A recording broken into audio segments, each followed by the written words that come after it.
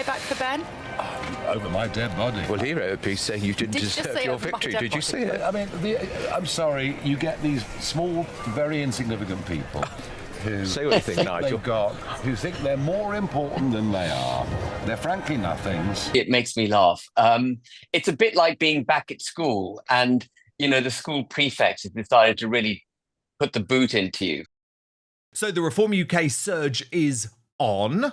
The party now polling at its highest ever level, higher than the Brexit Party ever achieved. At 29%, it is 7 points clear of Slippery Starmer's Labour, and the dying Tories, so desperate they believe the return of Boris Johnson could be the answer, is at just 17%. The worst rating for them since the resignation of Theresa May. So this is extinction level stuff for the party of Margaret Thatcher, which would only be the fifth largest in the country with just 23 seats. And yet again, it's Nigel Farage making all the running after the disastrous Indian trade deal, which is only going to encourage everything we have demanded multiple governments reverse. It means overall, it's about 20% cheaper to employ an Indian after this deal than it is to employ a British worker. On top of that, there are no limits to this deal at all.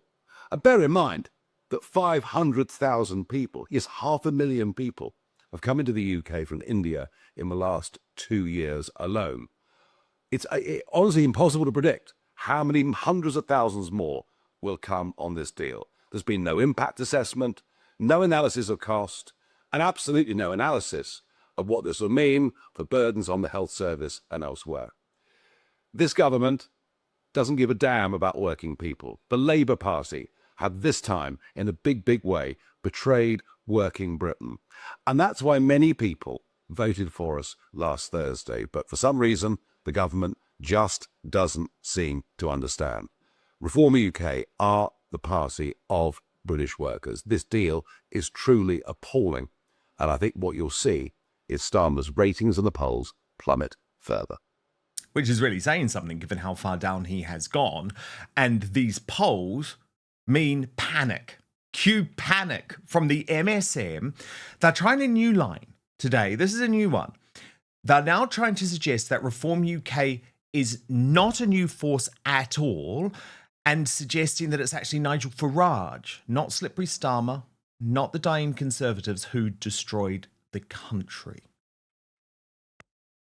We all treat Reform and their success and their newfound sort of muscularity, we treat them as if they're a new party.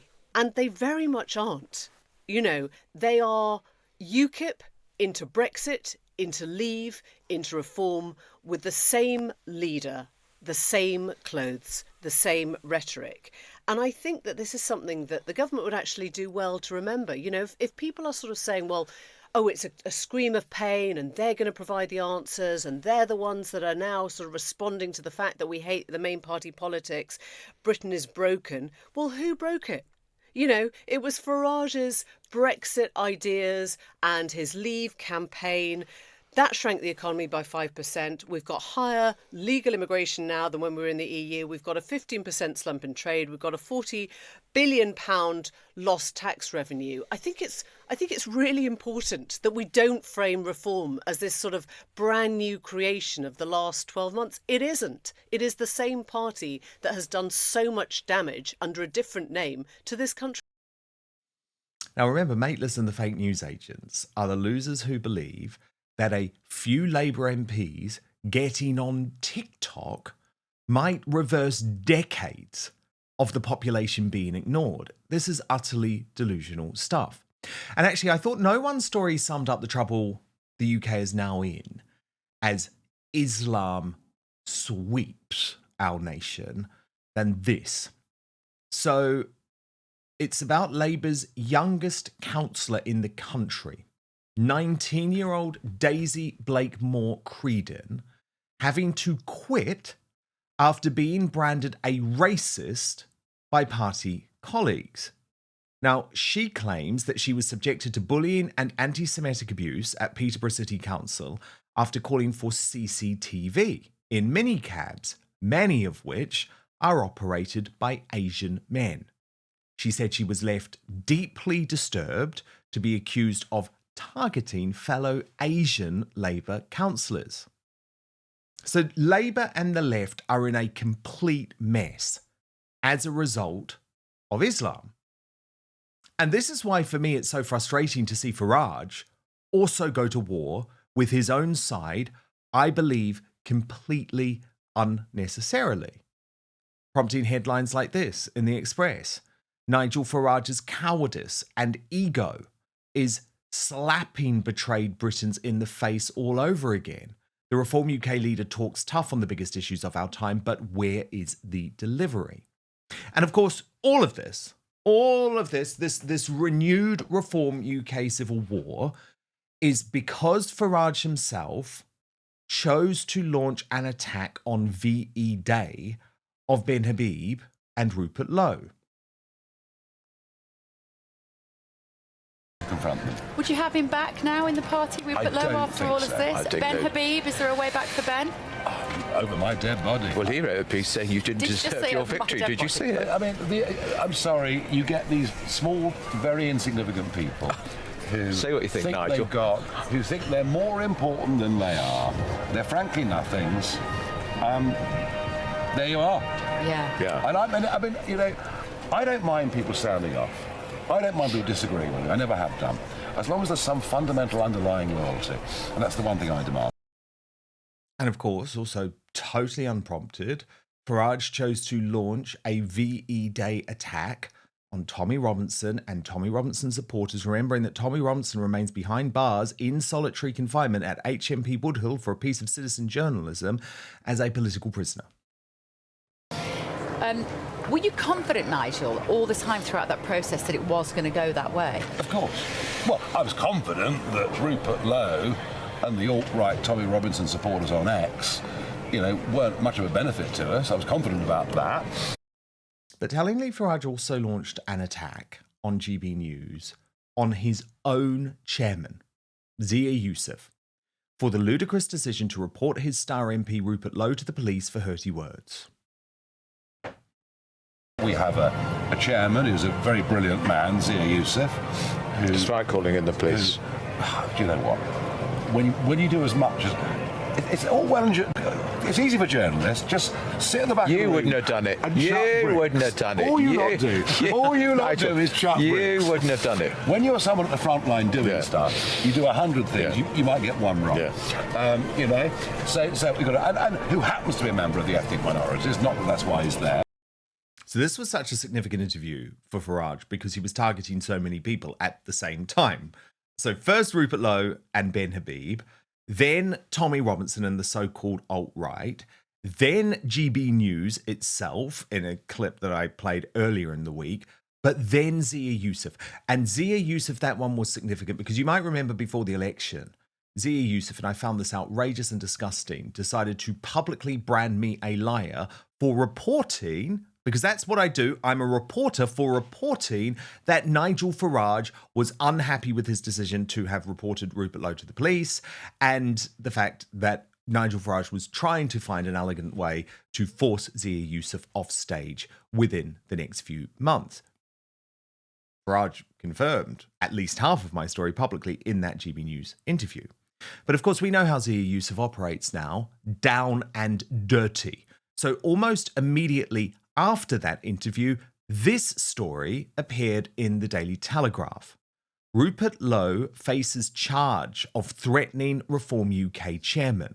Police hand evidence file to prosecutors after investigating report from Zia Yusuf. Now, Ben Habib, Reform's aforementioned former deputy leader, believes this is all part of a Reform Dirty Tricks campaign against Rupert Lowe. I'm delighted to say he joins me now on today's Superstar panel alongside Father Calvin Robinson. But first, you know I never recommend anything unless I truly believe in it, and today I've got something which is game-changing for you when it comes to underwear. Have you ever stopped to think about how crucial comfort is down there? Well, let me tell you, today's Outspoken proudly sponsored by Sheath, the revolutionary brand shaking up men's comfort across the globe. This is what makes it even better, by the way. Sheath, and I love this, founded by a US Army veteran, Robert Patton, while he was serving in Iraq back in 2007. So that's right, this isn't just any underwear brand. It was designed for the toughest conditions imaginable. Patton was battling relentless heat and discomfort in full combat gear, and he thought there has to be a better way, so he created it. And let's be honest, traditional underwear just doesn't cut it anymore. Sheath's innovative dual pouch design ensures your comfort all day long, keeping things separate, cool, and fresh. So imagine your essentials being comfortably cradled away from unwanted friction and heat. Trust me, it's genuinely transformative. I've personally tested these at the gym, on long days at work, or just relaxing at home. And once you have experienced Sheath, there is simply no turning back. They're stylish, they're supportive, and they deliver unmatched comfort. It's like upgrading from economy to first class, but for your underwear. And right now, I am offering you an exclusive 20% discount at www.sheath.com. That's SHEATH. Although if you are watching, you can just click in the description box below. The link is there. But there is 20% off your entire order when you use my special promo code Outspoken at checkout. So what are you waiting for? Sheath is the perfect present for your husband, your boyfriend, your son, your brother, or hard to buy for best mates. There are also female versions available for ladies too, which you can see modeled here because Sheath is the official underwear of the UFC. So click on the link below or visit www.sheath.com and you can thank me later when you're feeling comfortable, confident, and ready to tackle anything your day throws your way. Remember to use Outspoken at checkout for 20% off. Sheath underwear, redefining comfort one pair at a time. But now, back to the show. Ben Habib, Father Calvin Robinson, so brilliant to have you both back on Outspoken today. Ben, just before I get you to run through what you think is going on here, I will read out what the Daily Telegraph reported. So they write, Rupert Lowe could be charged over alleged threats towards Reform UK's chairman after the Metropolitan Police provided a file of evidence to the Crown Prosecution Service. The MP for Great Yarmouth has been accused by Zia Yusuf of twice making threats of physical violence against him. The Met received a report from Mr Yusuf and Lee Anderson, Reform's chief whip, in March amid a deepening civil war in the party that led to Mr Lowe being suspended. The force confirmed on Wednesday night that the case is with the CPS, which will now decide whether to charge the 67-year-old. A Metropolitan Police spokesman said following the conclusion of enquiries, the matter has been passed to the Crown Prosecution Service.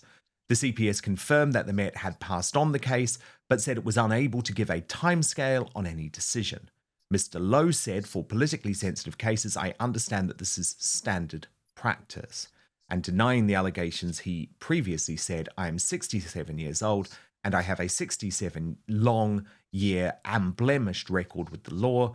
These are false allegations designed to maliciously smear my name and ruin my reputation after I dared to bruise Nigel Farage's ego. So, Ben Habib, what's really going on here? Just for viewers who aren't familiar with it, though, you'd have to have been living in a cave not to be aware of what's been going on between Nigel Farage and Rupert Lowe. But I think what's happened here, just to remind people, first of all, is that in an attempt to disparage and destroy, frankly, Rupert Lowe, when he came out and said in March that Nigel Farage was behaving like a messiah and so on, Zia Yusuf made this vexatious complaint to the Met that he'd been threatened by physical violence by Rupert Lowe in December, 3 months earlier, which simply doesn't, in my view, hold any water, because if he'd been genuinely threatened with physical violence, it's something that should have prompted Farage to throw Rupert Lowe out of the party in December, and it should have prompted Zia Yusuf to make a complaint to the Met in December, straight away, not in March, 3 months later. And so the whole thing stinks of being a dirty political campaign against Rupert Lowe. That's the only way to interpret Zia Yusuf's actions. And I think caught unguarded to some extent at the VE Day celebrations on Sunday, Farage, as you played in the clip, more or less admitted that. He said he kind of gave into Andrew Pierce's pressure, admitting that he wouldn't have reported Yusuf, he wouldn't have reported Lowe to the police in the way that Yusuf did.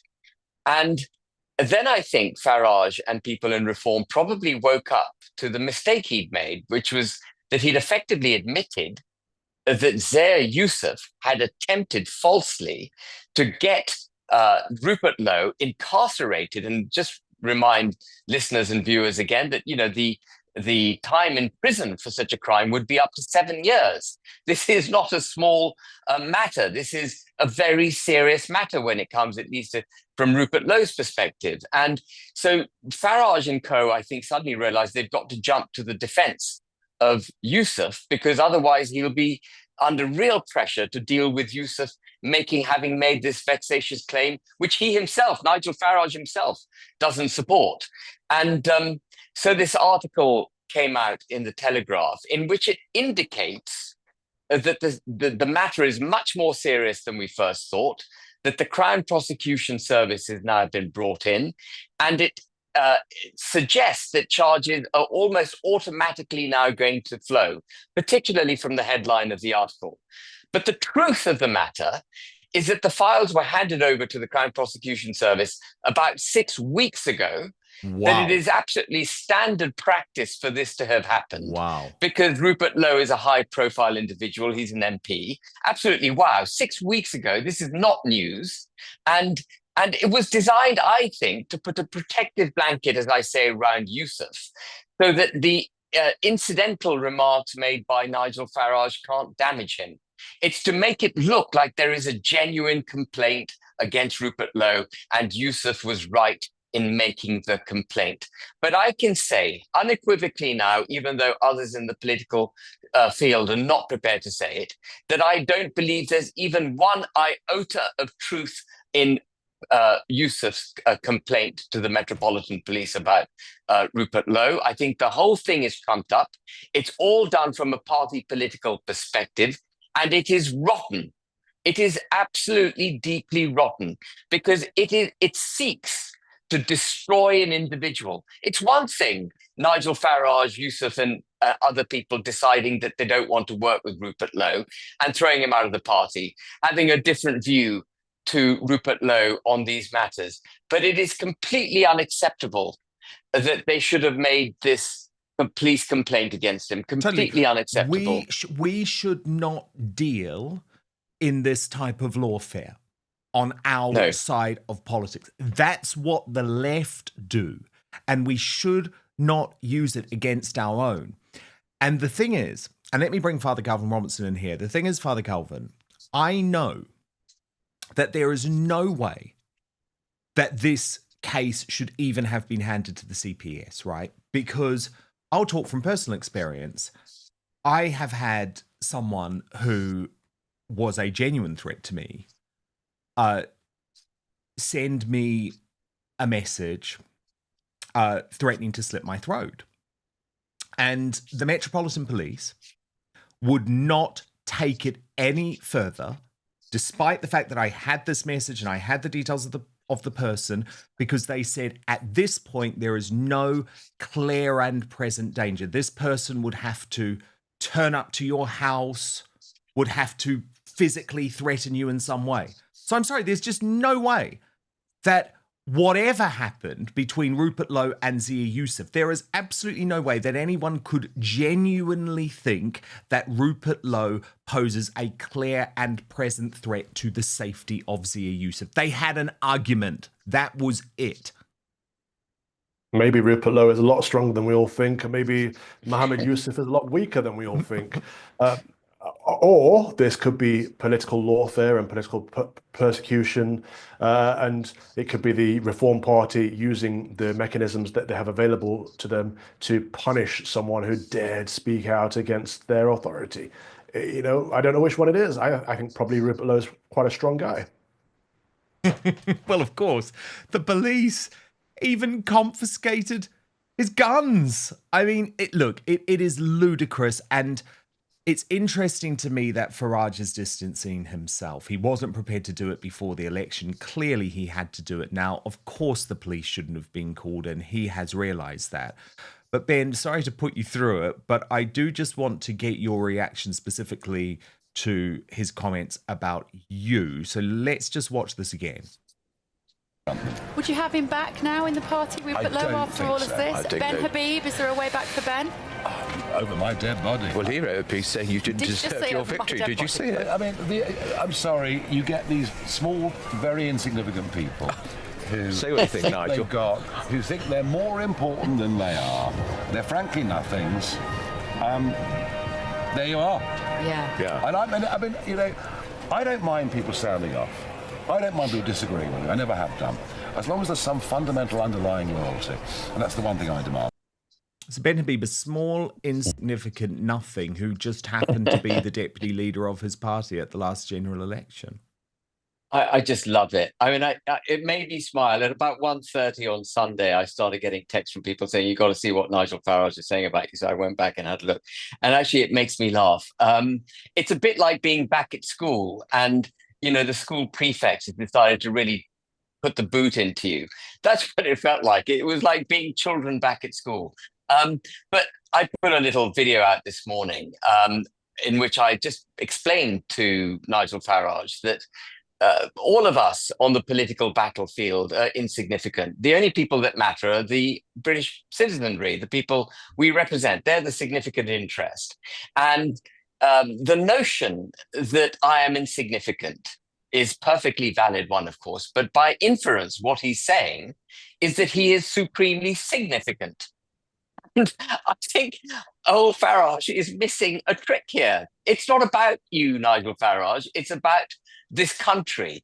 The reason people voted for reform, and by the way, I'm delighted they voted for reform in the local elections, because it sends a very clear message to the established parties that they're not doing the right thing.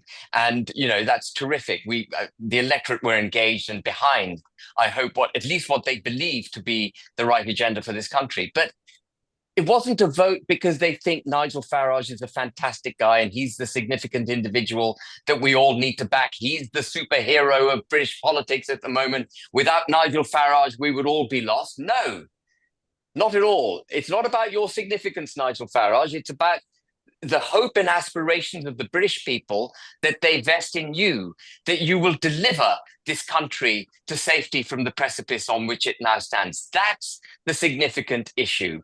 And he then went on to question my loyalty to him.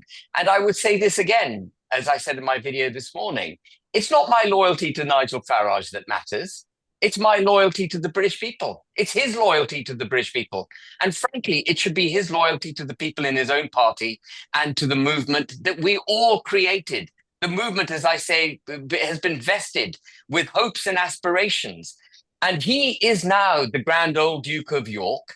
He marched people up to the top of the hill in 2016 to vote to leave the EU, and then he was nowhere to be seen. He marched people up to the top of the hill in 2019 and got the backing that Boris Johnson wanted for Boris Johnson, and then was nowhere to be seen. Now, is the grand old Duke of York going to be loyal to the British people and stand his ground and deliver for them? Because they've voted for him now. This is about the third or fourth vote that the British people have made at the behest of Nigel Farage. And I hope he will now stay true and loyal to the British people. And then lastly, what I would say to Nigel Farage is his mortal foil is entirely safe. It is not threatened by any desire I have to go back into reform. I will not be going back into reform. And the analogy that he used of over his dead body, I thought was rather significant, given the complaints Yusuf is making about Rupert Lowe. I do not threaten Nigel Farage's mortality in any way whatsoever, and least of all by any desire to get back into reform. I am here on the political battlefield merely to represent and fight for the British people's interests, and I am loyal to that cause. And that is it, simple. And can I chime in on this? Because I found Farage's comments disgusting. In the political landscape, Ben Habib contributed, and not to blow Ben Habib's trumpet, but he contributed to the Conservative Party, contributed to the Brexit Party, stood as a member of European Parliament, won a seat there, helped shape the Reclaim Party at the beginning, helped shape the Reform Party, has been on the streets canvassing, talking to constituents, helping people with their struggles. Particularly, there was a load of contributions last year. In terms of politics, Ben Habib has put a lot of effort into helping British people over the years. So he's not insignificant in that regard. In terms of humanity, we are all equally insignificant. And I think the projection from Nigel Farage to say that anyone compared to him is an insignificant, small person shows exactly the problem with Nigel Farage. It's all about Nigel Farage and how he sees himself relative to everyone else. I found it disgusting that he would speak about his colleagues, people who have fought alongside him for years, in a way as if there's something stuck on the bottom of his shoe. Well, thank you, Calvin. I'm grateful to you for saying that. Thank you. Very well put. Very well put. Thank you so much for watching Dan Wootton Outspoken. Please click on my face just to the bottom left to subscribe to this brand new independent news source and turn on the notification bell so you'll be alerted to our brand new live shows, uncancelled interviews, and special royal episodes. Outspoken is also now available as a podcast, so you can listen to the show every weekday on the go, wherever you are.